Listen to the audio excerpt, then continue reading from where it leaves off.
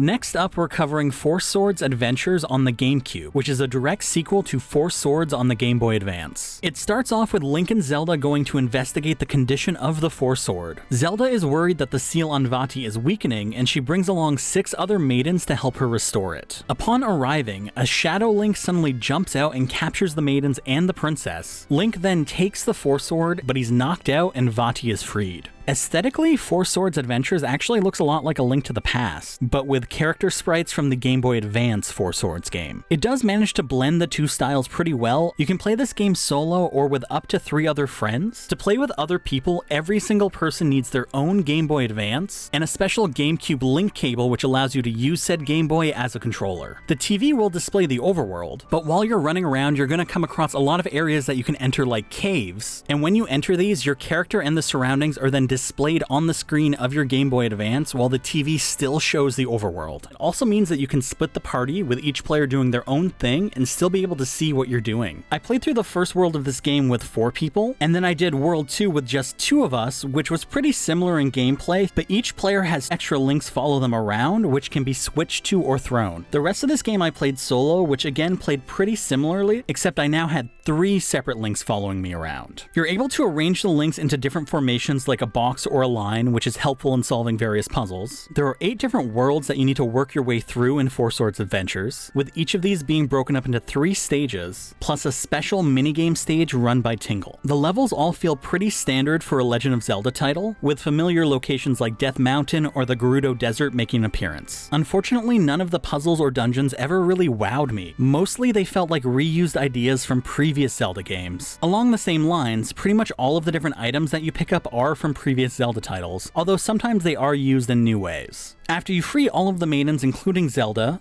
get the 4 gemstones from the Hylian Knights, and then reclaim the mirror, you go into the Palace of the Winds and work your way to Vati himself, who ends up being a complete pushover. There isn't even any dialogue with him, he just goes down without much of a fight. After this, you face off against Ganon himself, who does look pretty cool, but the boss fight wasn't really anything special. After defeating him, pieces return to Hyrule, the Four Sword is put back in its pedestal, and Link is celebrated as a hero. So all in all, Four Swords Adventures is far from a bad game, but I also think it's a ways off from being a great one. It never does anything particularly bad or wrong, but it also never excels in any fashion. And while the multiplayer is interesting, it's also a lot of work and requires a ton of gear.